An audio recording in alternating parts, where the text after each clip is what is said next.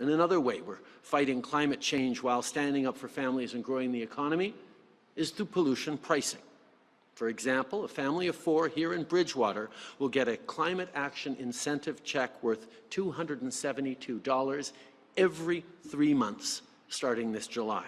That's over $1,000 a year, and it more than makes up for the extra costs because of the carbon price. Justin Trudeau's Liberals spent $82 million administering the carbon tax in the fiscal year 2022-2023.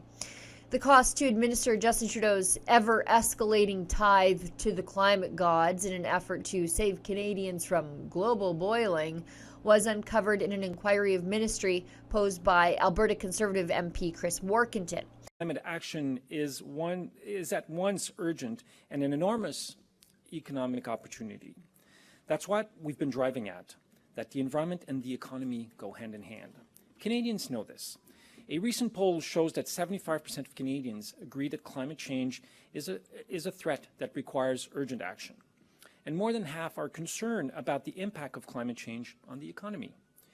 Now, the MP for Grand Prairie, Mackenzie, asked the Canada Revenue Agency to provide the annual cost to administer the collection of the carbon tax and the rebate program for the 2022-2023 fiscal year. The order paper also asked the CRA for the number of employees dedicated to working on the tax, which now sits at $65 per ton. The federal environment minister recently admitted that he was a proud socialist. And I'm a liberal and a proud socialist, Mr. Speaker, but this reminds me of a certain quote from Prime Minister Harper, who talked about the fight against climate change as a socialist plot. That's what the Conservative Party, and here it is, you have it again, Mr. Speaker, they do not believe that climate change is an issue. Given how the carbon tax is ballooning the size and scope of government, Stephen Guilbeault wasn't kidding.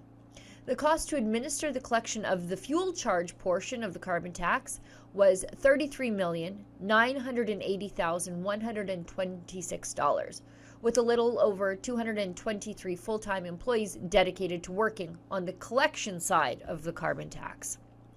To administer the rebate program, the cost was $15 million higher, $48,648,867, with just over 242 full-time government employees dedicated to working on the rebate program. In all, 465.5 full-time bureaucrats are dedicated to working on the carbon tax each year at a cost of $82,628,993. And that's just what it costs to tax you. That's not the cost of the tax itself to you. And the carbon tax, well, it costs you in ways beyond the price of gas and home heating. The carbon tax, which according to the head of the Bank of Canada, Tiff Macklem, is a leading contributor to the inflationary crisis hammering Canadians, will increase by $15 per ton annually until it reaches an impossible $170 per ton in 2030.